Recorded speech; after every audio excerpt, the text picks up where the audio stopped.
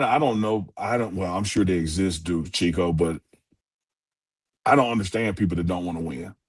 Like that's so Mm, foreign to me that I can't make it make sense. And so I say that to say I'm not surprised that that's the case because you yeah. got guys out there who've worked their asses off to get to the NFL, and they didn't want to work their asses off to get there. They wanted to work their ass to be impactful, to win games, to go to the playoffs, to go to Super Bowls. And here they are seeing a better option on the bench that could get them there. I would hope they're vocal. I'm telling you who I would say it's somewhere between shocked and disappointed, but not surprised at the same time. I saw a couple of clips where the Cleveland media is now flipping and doing more of the nonsense of blaming Shedeur for Shedeur not playing. What? Yeah. How how is that when this is a we all know this is a head coaching call? Like So how is that being break it down? I'm going to tell you what they said, but I Yeah. have to say now, don't try to get me to explain it because I Okay. absolutely disagree with it. But Yeah. one thing I don't do, Chico, when I see shit I disagree with, I don't share it. You know, Okay. like. Okay. So I've Okay. seen this clip out there of a sports show in Cleveland, the most popular one that does all the talking, Mm-hmm. and they were having a conversation about that they have come to the belief that the reason why Shedeur is not playing is because of Shedeur. And they said because they went through these layers, and they said, well, even if you fire they're trying to make it like it's a Stefanski's decision, and even if you fire him, that doesn't mean the next guy is going to put Shedeur up because they went through a litany of things that didn't make no sense. But what I say is, how is a guy who comes early, stays late, involved in the community, not causing no drama, when he needs treatment goes, buying single mamas cars, like Mm-hmm. how is him not being elevated to an opportunity his fault? I don't get how you can read the tea leaves and come up with that final analysis other than you Man, just let's be asshole. real, man. Let's be real, dog. For one, listen, the Browns are trying to save face on that pick. For two, I think, like I said before, this is giving them credit for being might be giving them credit for being smarter than what they are by saying that they saying that, hey man, we're not gonna put Shedeur out there right now. We know our team is not ready. We got 2 draft picks plus next year. We need to get in the best position possible. But who does that in a professional setting on a professional football team? I don't know who, but the Cleveland Browns are definitely capable of doing that. Having somebody like Shedeur Sanders right there and saying, we're too dumb to play you, are we very smart and we know that right now is not the time. Next year will be perfect. We'll see. I think the So earliest you yeah, will see him this season is going to be at the end of at the last game of the year. That's the game we'll and see and Shedeur Sanders. and that all sounds good, Chico, and I'm not knocking what you're saying. You can Mm-hmm. sign my name to it. Here's my pushback though. Mm-hmm. And Rick George said this in the clip we played earlier. He talked about owing the current student athletes what he promised them. Yeah. And so every day that I'm here, that's what I'm working on. Take Sheduer out of the equation. What about what you owe the other 52 players? That's what I'm saying, man. Don't you owe them a true opportunity to win? Didn't you Mm-hmm. promise them when you signed them that, hey, this is what we're going to pay you, and this is what else we're going to do to help you be successful on this team? Like when they re-recruited Miles Garrett back, they promised him certain things, not just the money. Like we're going to do this to get the defense better. We're going to do this to get the offense better. And so you make this thing about Shedeur and his readiness or the best timing to play him for the future. Sure, get that. But what about the other 52 players on the 53-man roster? See, Don't that's you what have a responsibility to them to make a good faith effort to win ball games? I think that's what we call back in the day face breaking. They're Mm. acting like it because they know what they told that man and others. They're acting like it, right? So they can keep these guys playing hard, quote unquote, so that you're not in a position where you injure yourself by going 50% or knowing that you are out here to lose. So you have to face break a little bit, right? That's what I think could be going on right there. Face breaking, dog. We know we told them we're not going to play Sheduer break to keep them playing.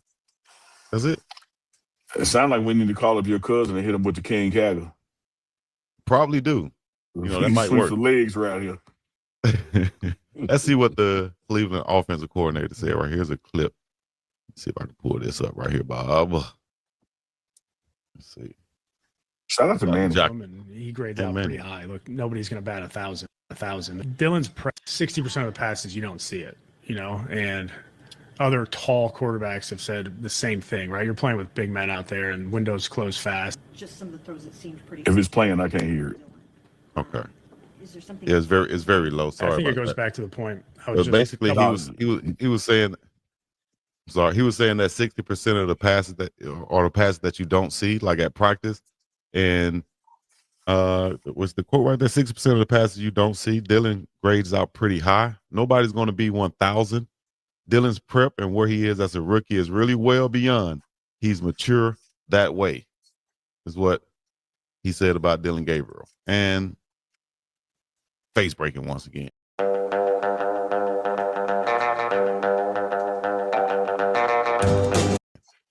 Yeah. Yeah. At some point, you got to be able to look in the mirror, or you got to be able to look at your fan base, your players, and say, hey, man, my bad. And that's what they're trying to avoid. Like, so you pick Dylan Gabriel ahead of Shedeur, which that should not have happened, right? And then you put yourself in a position, because you did that, you have to give him the opportunities before you give Shedeur his, because that's where the draft pick and the money went, from a tier system. But I also think you have reached a data point. There's sometimes, Chico, when you look at how you and I, we discuss Colorado Buffalo football, and it's week 1 Georgia Tech, week 2 Delaware, you really don't have enough data points to know what trajectory this particular player is, because there haven't been enough reps. When you look at the Browns and now midway through a football season, you have enough data points on Dylan Gabriel to know how much of this can realistically get better. And then can we win with what it is? And you have to honestly say to yourself, okay, is 10% better enough? It's not. Can we win with what it is? We can't.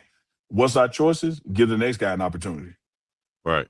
And the next guy may fail too. May. But you have to go, again, Coach crying, hey, Coach, what went into the decision to put Juju in? Common sense. Right. Like, how many data points do I need to see that even if this next thing doesn't work, I owe this next thing the opportunity, because our back's against the wall. He's risen to the occasion in practice. I've seen enough there to know, let me put him out there and see if that's a spark. And if it ain't, guess what we can do? You can always go back. Yeah. But at some point, you have to go, like, common sense and analytics tell me it's time to move to the next guy. You know what? Let me play the other side right now. I don't think they can go back. I think they know that this is Chico, once they make let that me, change. Okay, let me be clear. I'm not saying that that in this situation they can. I'm not talking about the Browns. I'm talking about globally when you're doing analytics. Right. If you have 3 options and you've exhausted 1 and 2, and 3 doesn't perform well, 1 and 2 are still there. Exactly. Yeah. It's not like you're going to 4th or 5th or 6th. When Ryan Staub came in and played in Houston, it went back to Salter. Mm-hmm. And so I'm not saying that the Browns are in that position. I'm totally with you. I think that when Sheduer does get his opportunity, I think he's going to show and prove that it's his job to keep, and you won't have no choice but to keep him, because he's going to play better than the other guy did.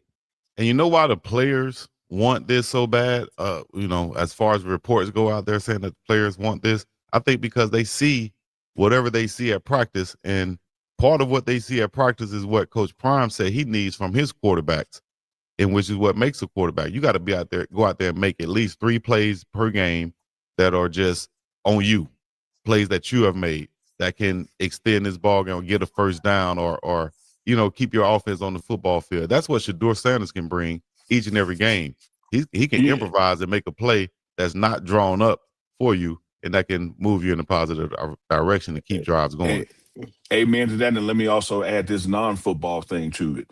It's called leadership. And now when I say what I'm about to say, folks, I'm not saying Dylan Gabriel ain't doing it. I don't know Dylan Gabriel. I'm saying what I have seen Shedeur Sanders do.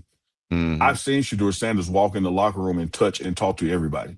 Mm-hmm. I've seen Shedeur Sanders go in the cafeteria and walk and touch to everybody. There are some people, Chico, that by the way they carry themselves, not just their physical ability, but the way they carry themselves, you want to follow them. You want to Yes. play for them.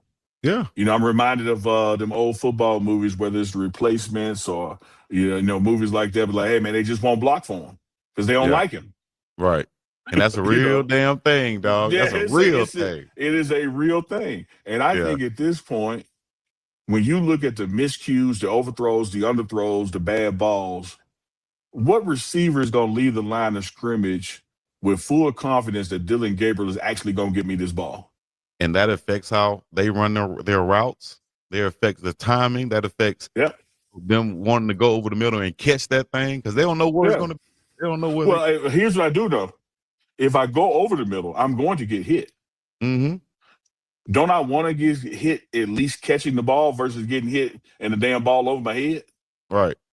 Like they know these things. They're out there with these people. And so there are certain people that when you are around them, you work harder and smarter for because you believe in them. You like them.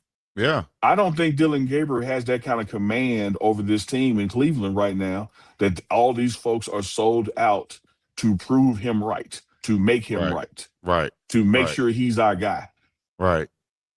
And which is